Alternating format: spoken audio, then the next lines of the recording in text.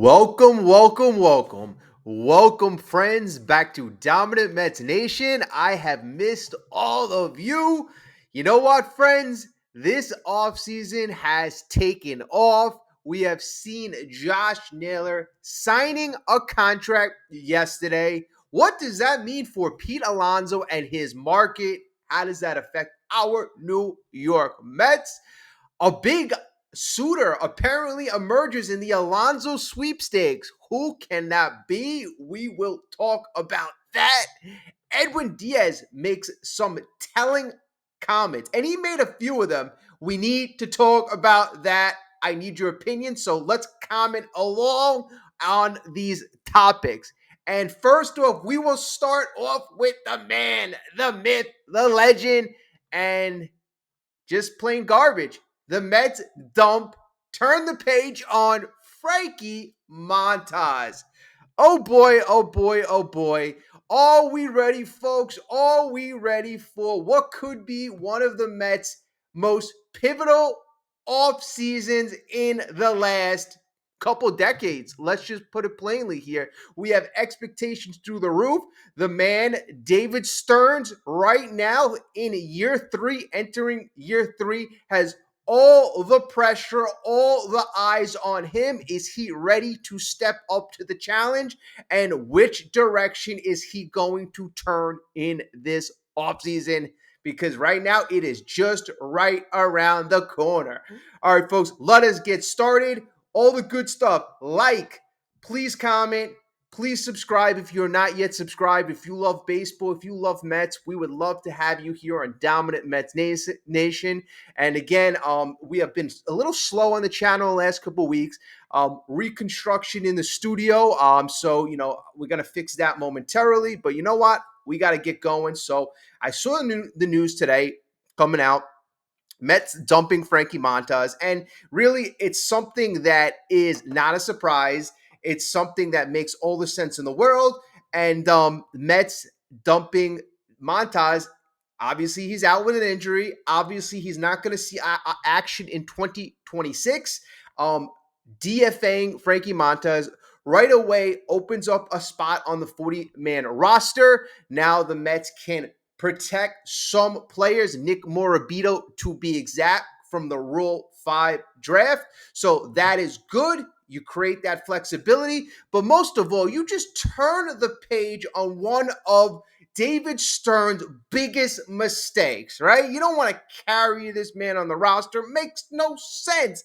But again, turning the page and setting a declaration right now, we are going for better talent. This is significance in its symbolic meaning. That was, I'm telling you, probably one of the biggest mistakes Stearns had made as of yet. Mets fans, MLB fans saw it coming. So there's just really no surprise that this day is here. Now, sometimes a team will carry said player, even though he does only have a limited time left in the contract, and most of that time left will more than likely be spent on the injured list.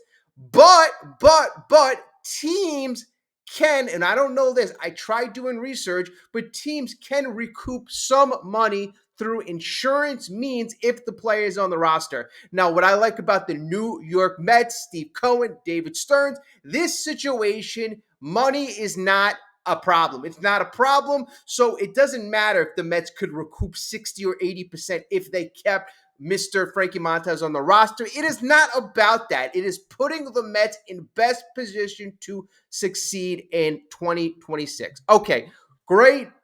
End of the story. End of the nightmare. Let's move on to bigger fish. We got bigger fish to fry here, and none bigger fish than Mr. Pete Alonso. And I'm just very interested in Mets fans' perspective of Pete Alonso, because I know in the hearts of many Mets fans, there is a very strong attachment to this man. And rightfully so. He has been such a very productive Met. And last year, when he was kicked, when he was pushed out the door by many people, by many teams for that matter, only garnering a 2-year, $54 million contract from the New York Mets, not very much money was he offered last year. Yes, I know he's coming off a down year in 2024. He had that draft pick attached to him, and he had his flaws. He had his flaws, but he came out swinging. He did not surrender to the chatter, and he did have a very successful bounce back year despite all the negativity. So you got to give Pete his props for that. Now, what has transpired in the biggest in in the last couple of days that significantly impacts the polar bear? And the funny thing is, I heard Andy Martino, I think I heard Joe DeMayo say the same thing, that this is not going to affect Pete Alonso's market too much. And that is the Josh Naylor contract. He signed with the Mariners. Mariners jumping all over it early on. These are usually few players signed before Thanksgiving.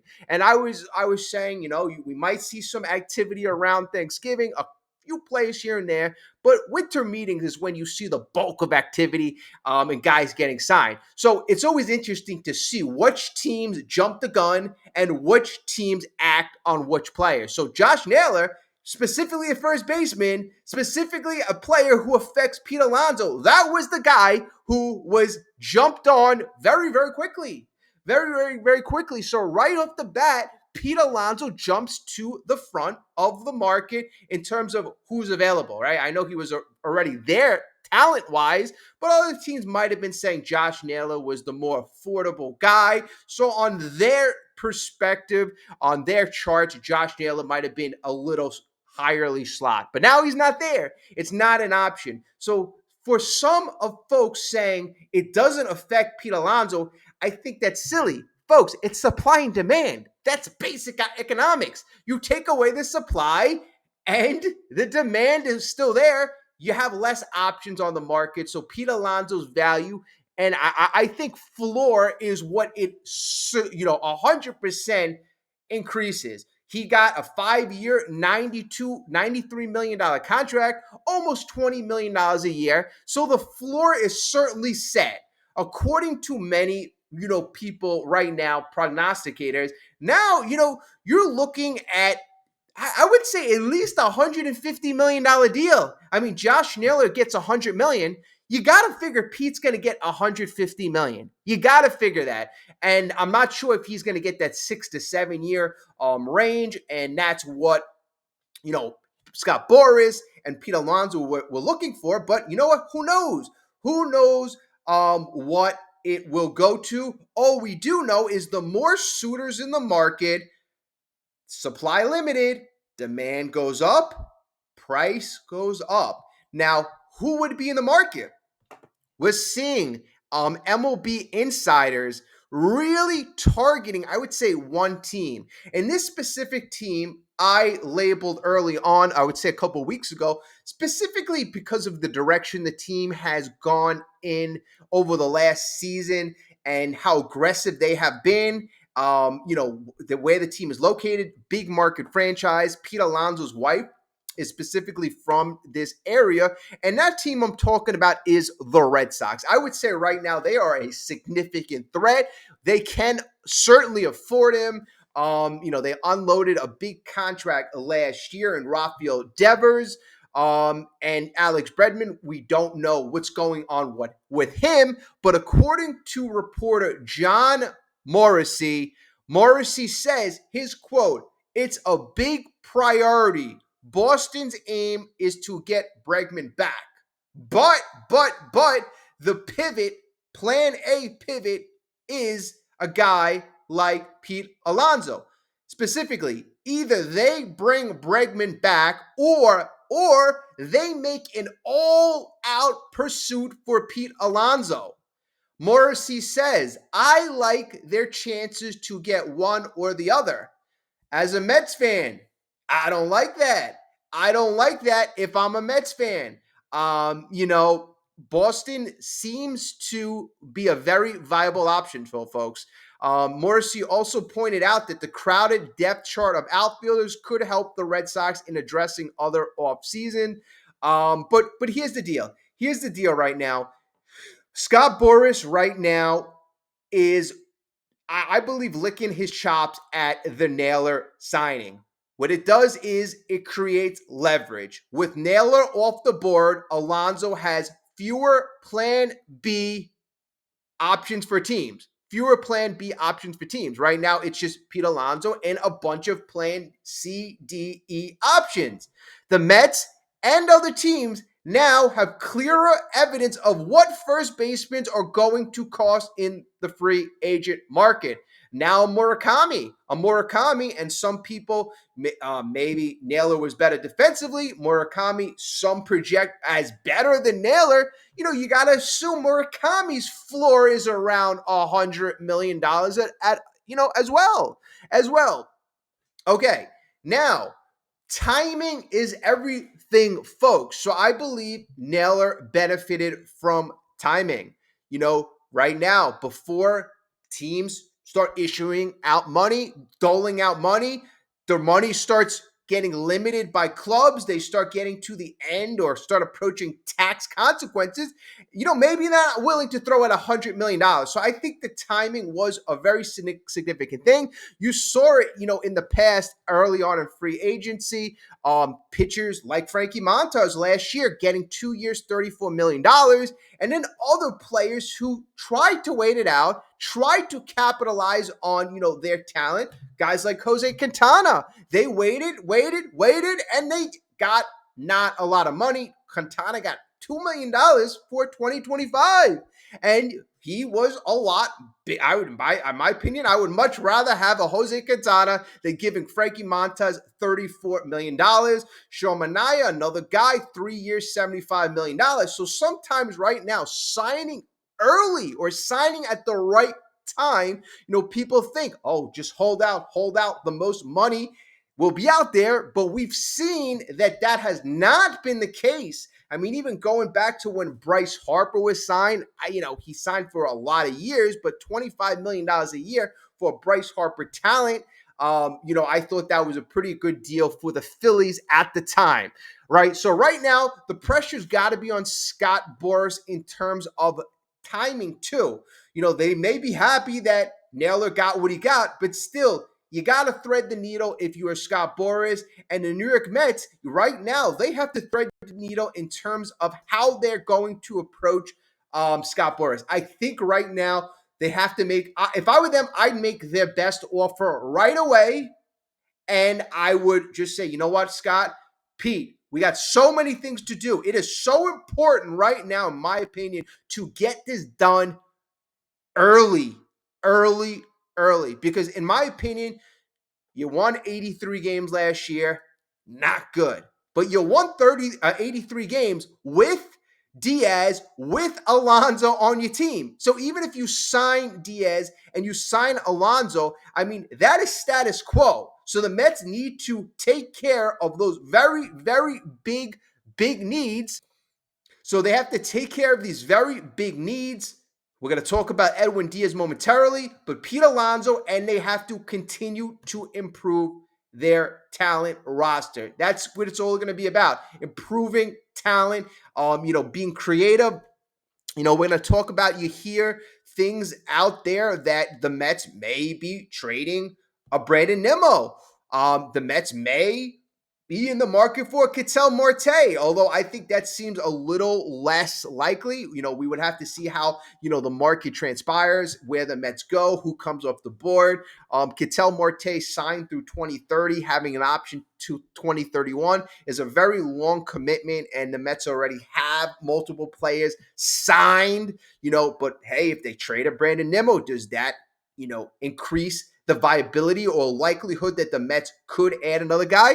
Possibly, but my thing was that the Mets trading a Brandon Nimmo would really signify that they were going to go hard and heavy after a Bellinger, in my opinion, because the Mets, what they wanted to do, run prevention. You want to be more flexible. You want to improve the talent on both sides of the ball. A guy like Bellinger does that, and he's not just a one-dimensional player. He helps your team positively in so many ways. Is he the fastest guy? No, but we have guys really coming up in the minors. Like, you have some talent in the outfield coming up. You really do. You really do. You got a couple players on the cusp.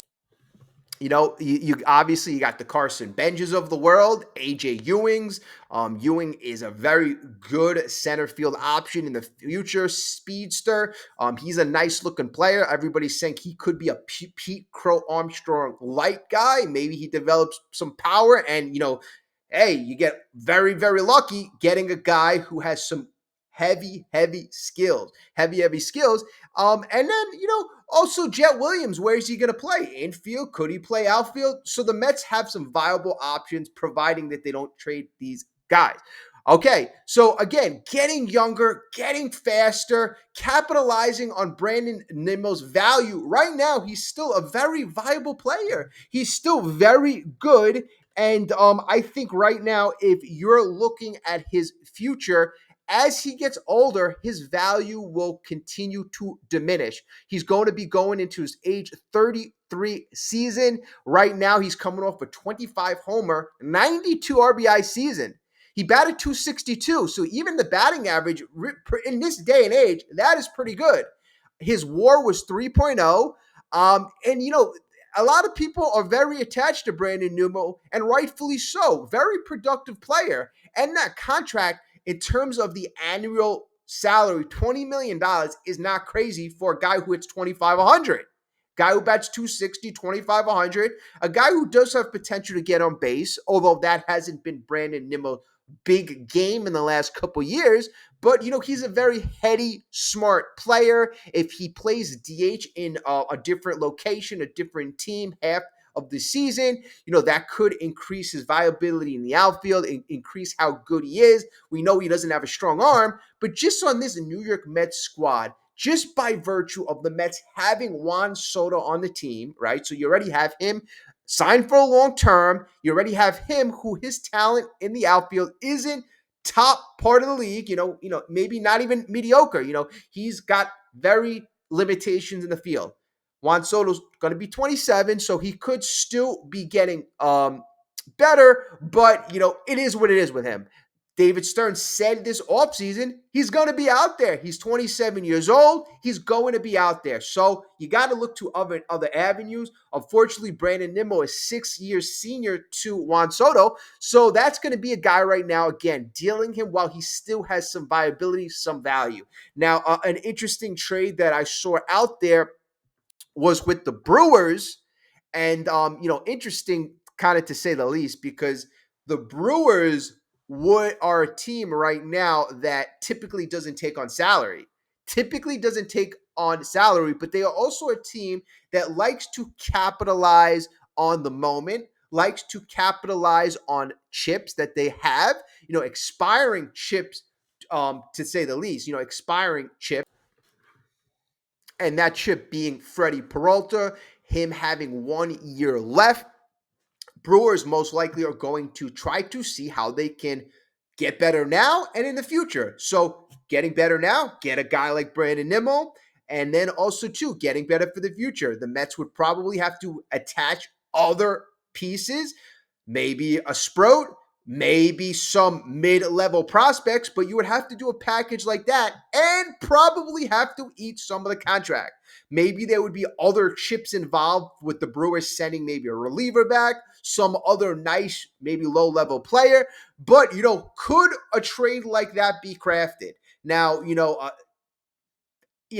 is that something that you'd be interested in? I know Nimmo may be going to other American League teams. Texas always kind of seem like a dark horse to me, especially with Diaz. Texas Diaz, I know I've heard a lot of big teams with Diaz. The Diaz market is going to be crazy. He's a commodity. But again, we're going to see very interesting things, especially transpiring. So we're going to be covering those type of stories. But the one that I heard most recently, the Brewers, my opinion on that is you know, for it really depends on what the Mets kind of do elsewhere. I love Freddie Peralta. I think he's a guy that could significantly help this team at this time. This team at this time, Freddie Peralta was one of the best arms in baseball last year. And just, I want to bring this up because Freddie Peralta took things to another level last year. So if you're the Milwaukee Brewers, you're trading this guy at an all-time value high. And that's what you want to do. This is the perfect storm for trading Peralta if you're the Brewers. Last year, his career high, 5.5 wins above replacement, 17-6, 2.7 ERA. And his career high before that in terms of wins above replacement was 3.7 back in 2021.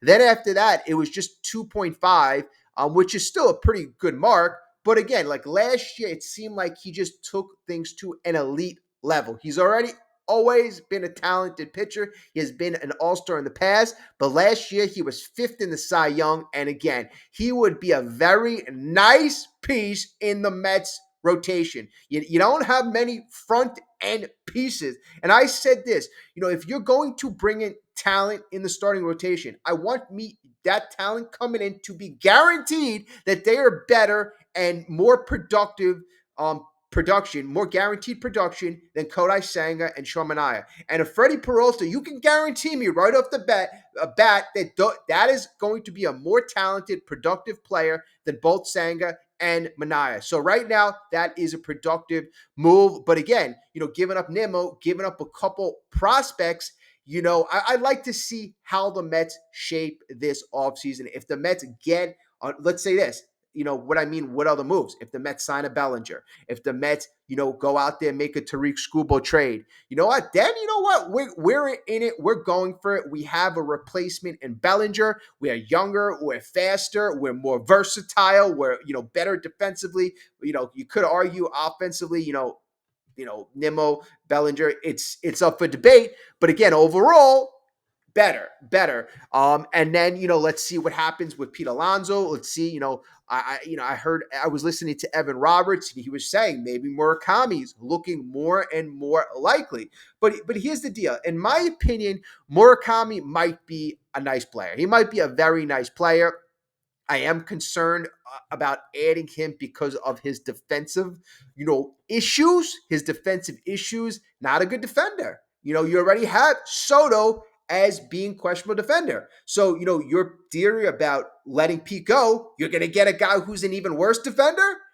And again, now do you have Nimmo still on the team? You have Murakami and Soto. So again, if you're looking to go in a different direction, why would you get a lesser version of Pete, in my opinion? I know the one thing that Murakami has in his favor is he is younger than Pete, a lot younger.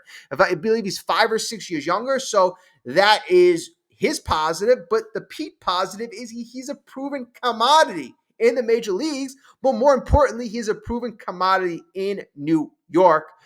So that is a very kind of thing to ponder, to consider. Now, again, I see the debate all over. Another knock on Pete, and I saw this, a chatter. I forgot exactly where I saw it, but they were diminishing Pete because obviously you hear the defensive thing all the time, but also they brought that Pete is a bad clubhouse guy.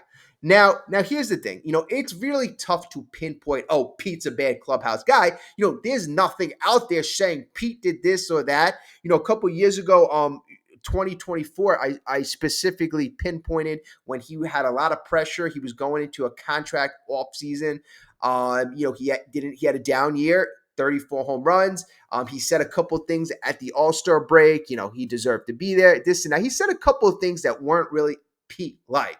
But just because he made some comments, I never heard anything bad about Pete. Not that, we really should. Clubhouse things, really has to be an off-the-wall story for it to really come out. The clubhouse is a sacred place. But, other people could say, well, you know what? I think he's a bad clubhouse guy because Pete has been part of 2 historic collapses and the Mets never got to the promised land or never achieved their ultimate goal with Pete. I think that might be a more viable, story or route, but even that, and that's probably the best argument because you look at the Mets results, that still doesn't say Pete is a bad clubhouse guy. Now you could maybe make a better argument for Pete's leadership capabilities, but that's a different story. I think Pete right now is a flawed player, but he's also a borderline, he's an all-star and, this year, borderline superstar player. The first 2 months, I would say he was a superstar. So a guy who has the potential to half the season, portions of the season, to upgrade his performance to superstar level, and you can have that on your team. And I know he is aging, but you know what? That is awful hard to pass on, especially when the next best options are even more questionable and drop off, in my opinion. Drop off.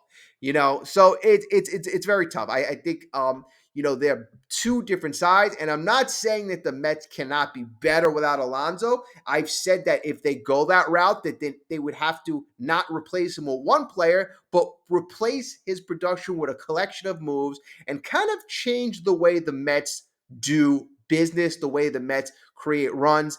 And they are doing that. They are getting faster. They are getting younger. You see it in the minor leagues. The players coming up, they are good players, as we alluded to earlier. Okay, so Pete Alonso, we spoke about his market. We spoke about the biggest suitor being Boston. But again, there are going to be a slew of teams, in my opinion, after the polar bear. Okay, so we will see. Now, Edwin Diaz. Edwin Diaz, the best option on the market. Reliever, closer, a guy who's in the middle of a 1-year, $102 million contract. So he was making about $20 million a year. Now, left on the contract, he's got 2 years, $38 million, and is also a third-year option. So he has close to $60 million left on the contract if the third-year option is exercised. So that's still a pretty big chunk, but the guaranteed value is 38. So if you're obviously Edwin Diaz, you are the agent of Edwin Diaz, and you can guarantee more guaranteed money. Hey, it makes all the sense in the world to do it. Now, Mets fans care about one thing. What are his chances of coming back to the New York Mets? Right?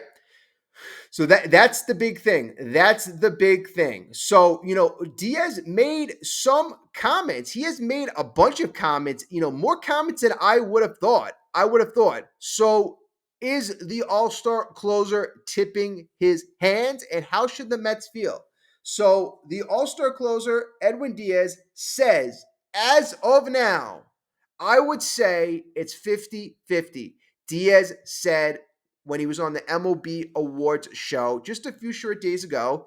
And he also, I believe he won the Rolaids Reliever of the Year. So congrats.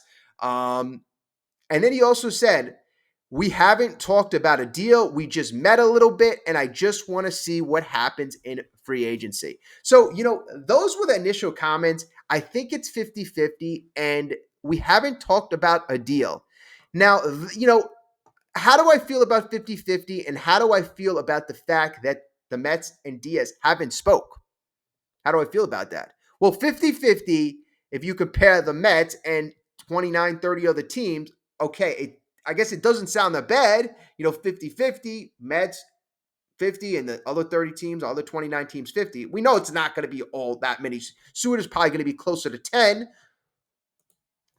But the fact that Diaz threw in that him and the Mets haven't spoke yet, I'm not really sure how I feel about that. I know David Stearns is a guy who is very rigid about how he does business, and he's very shrewd, doesn't want to give out extra money than necessary.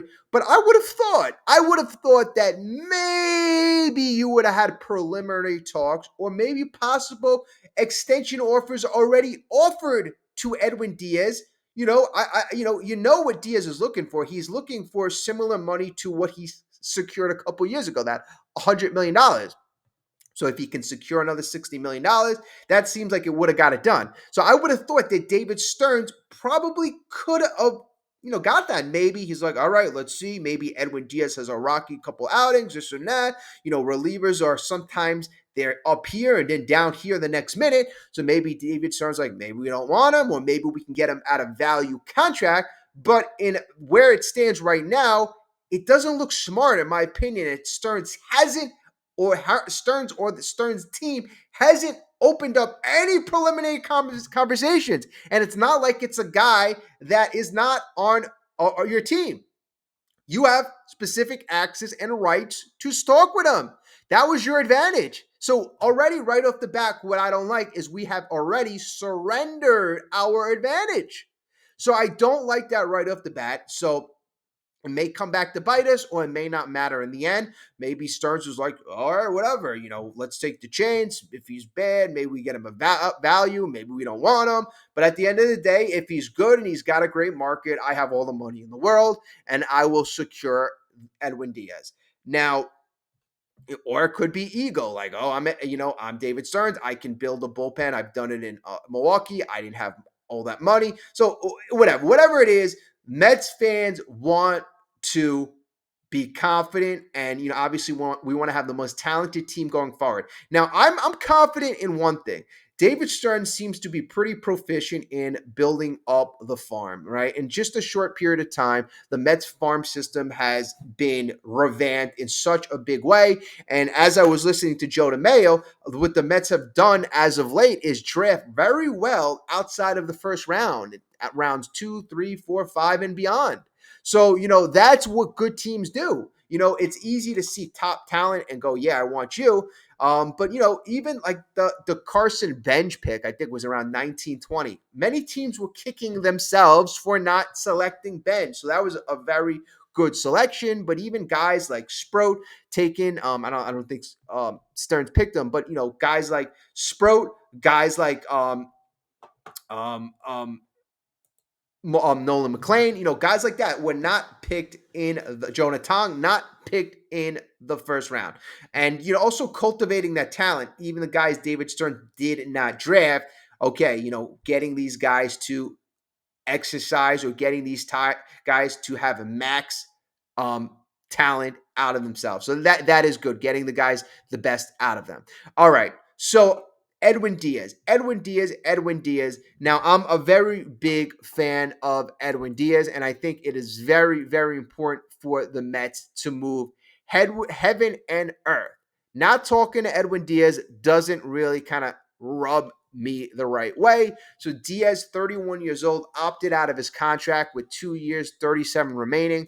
Also, too, does Edwin Diaz, how does he view not the Mets not approaching him? How does that make him feel? Because as we know, a lot of us who go out there to work, you want to feel valued. You want to feel that you're still loved. When you go out on the market and you're going to have a lot of teams wine and dine you, that's going to make you feel good. It's going to get you excited. So let's see. That's where I think Steve Cohen always has this kind of swoop in, invite you over to the house, invite you over to a nice, place, and say, hey, we love you. I think that's where Steve Cohen can kind of like really outshine a lot of different a lot of different owners. Okay. So more comments from really Mr. Diaz. So what is Edwin Diaz ultimately trying to achieve in this free agency? So that was asked to Mr. Diaz, and he said this: I just want to get the best deal for me and my family. He also said, I love New York. I would love to stay in New York, but if I have to go to another place, I will be happy, and I want to win a ring. Wherever I go, I want to win a ring and enjoy the time. So, very telling, very telling. Again, I just want to get the best deal for me and my family. That is basically language for I want to go for whoever gives me, I want to go to whoever gives me the most money. He did say, I love New York. I want to stay with New York. But, if you have to go to another place, I'm happy to go. And he also mentioned, very important, if he does go to another place, he's going to be looking to win a ring. So, right away when I read that initially, I'm like, okay, so I mean, that really kind of put the Dodgers on the board. It really does. I mean, the Dodgers, for them to be in the mix, probably going to have to offer them that offer Diaz and his camp that $100 million thing. And what better place to go to, more of a guarantee than go to a place like LA? I mean, that's exactly what came into my mind when I saw wherever I go, I want to win a ring and enjoy the time. Okay. So as for the level of interest in him, Diaz added, I think it's good. I just follow my agent and what he's told me. And he's really happy with what he's hearing now. We just have to get wait and see a little. Okay. So I mean, I think that's very interesting. His word from Mr. Diaz's agent is the market looks good. We are in good position. And obviously, why not? The best reliever, forget about best reliever possibly in all of baseball, best closer in baseball is available for the taking. And we've seen how valuable these relievers are. What a demand.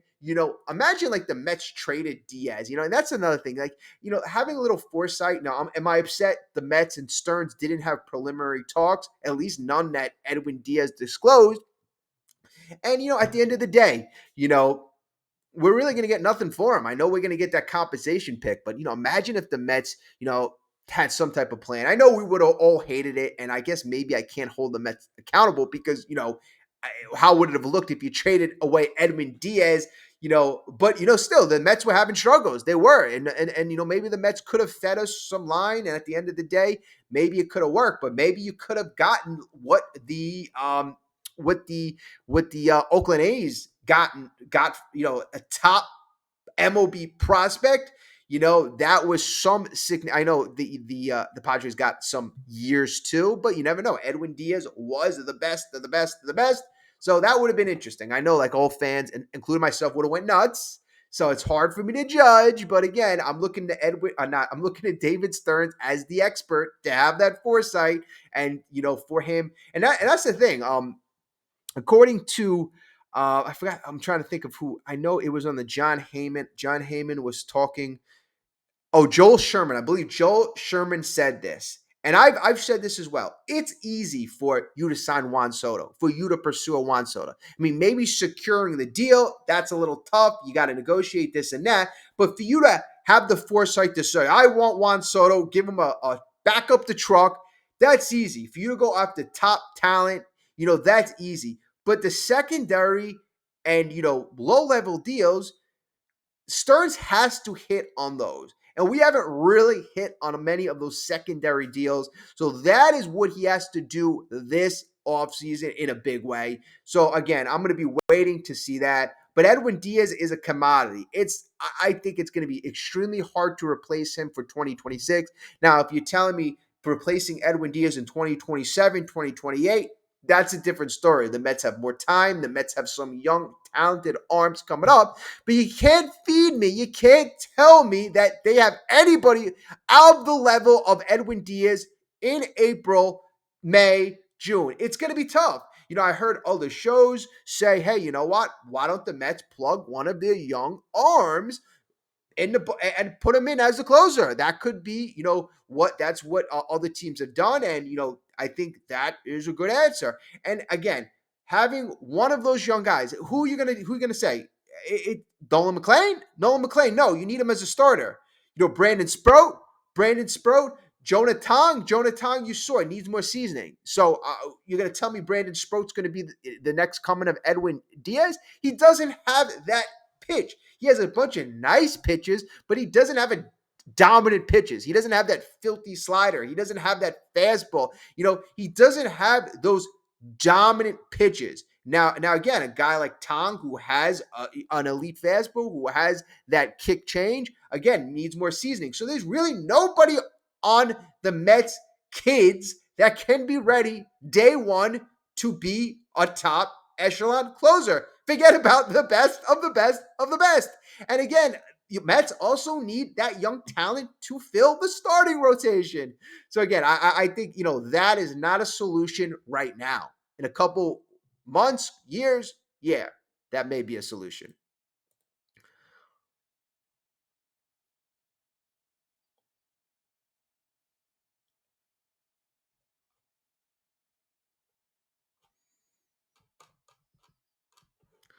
Okay, folks. Okay, I'm just checking to make sure I covered everything in this video that I wanted. And that's really going to sum it up for today. Again, we're going to be getting back in the action. Had a couple issues kind of arise in the last couple of weeks, but again, that we are back on the trains. This is our off-season central, really episode one. So thank you so much for watching. We're gonna do what we've done in the past. We're gonna cover different player sagas. Pete Alonso. We're gonna start getting into the Scott Boras, Pete Alonso angle, Tariq Skubal, and then we're going to cover more generally what is going on with the Mets and the specific news that comes out. That's why we got the Mets dumping Montas. Good job. Thumbs up. Alonso, I think that's Alonso and Edwin Diaz. Those two players, or how are you going to replace those two players? And again, at the end of the day, even if you're a proponent that the Mets are better without Pete, or they can be better without Pete, or they can find a way to replace Edwin Diaz, at the end of the day, those two players have been some of your most productive players in the last half of a decade.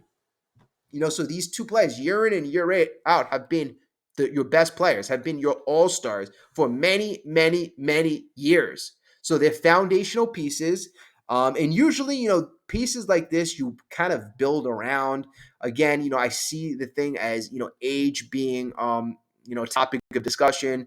You want to kind of strike while the iron's hot. But again, you're not trading these guys. It's not like you're going to, trade them away before they get into, their late 30s. A guy like Edwin Diaz, closer position, you see closers 36, 37 being productive. Edwin Diaz, we acquired him in that trade for Jared Kelenic. And I mean, truth be told about that, like when that trade went down, when BVD, Brody Van Wagenen, made that trade and brought us Robinson Cano and Edwin Diaz. I mean, some people, I remember looking at that trade as, oh, we got Robinson Cano. I always looked at it, and most of the fan base and experts looked at it like, okay, we got a young elite closer. He was 25 years old, and he was coming off an insane year. If we all don't remember, in 2018, at age 24, Edwin Diaz had a 3.1 WAR, a 1.96 ERA, 57 saves, a .79 whip. Now, folks, .79 whip was his best whip of his career. Now, that means the guy's not giving up any hits. Now, what was his second best whip year? His second best whip year was 2022.83, but his third best whip year was not much further behind that. That was this last year, 2025.87. So last year, Edwin Diaz pretty much on top of his game, 1.63 ERA, and that was his second lowest ERA of his career. In his career, he's had some crazy years, folks. 2018, 1.96 ERA. 2020, 1.75 ERA. 2022, 1.31, the legendary year, and last year, 1.63. So, although there's been some years where he hasn't been the best version of Edwin Diaz, I mean, when this guy is on, he is one of the most elite pitchers in all of baseball. So, again, 5 years, 20 million a clip. I think that's a no-brainer for a team like the New York Mets. He's a commodity. He's a guy that's not duplicated. He's a guy that you don't see out there. And if you have him on your team, again, the bullpen has always been built around Diaz. Subtracting Diaz right now is not going to be pretty. Okay, folks. So we are going to call it quits, but please do me a favor. Like, comment. I'd love to hear your thoughts. And also, too, this is also another question. What is the one question that, what is the one thing, just name one thing that you think Stearns has to work on and do better? What can he do better? If it's a trait, I feel that Stearns in his first year, it didn't matter who he picked up, right? Pride, ego aside, if he picked up a reliever and he was garbage, and he picked up a lot of you know, bottom tier garbage type relievers, especially in year one, and cut him. He recycled the bullpen, turned it over in year one. He wasn't afraid to cut people. And again, he wasn't really afraid to cut anybody in year two. We went through 50 pitchers. Oh God. But I want to see him also hold managers. I want to see him hold everybody accountable in a way. And again, I don't know what's going on behind closed doors, but if he has to make moves in terms of personnel, is he going to have the decisiveness to do so? So I'm going to be looking for that. But again, I would say the number one thing is, can he execute on these secondary moves? Can he execute on the trade market with proficiency? Again, I see strengths that he has the strengths to build a farm system, to draft well. But again, making these moves at the deadline, making these secondary moves.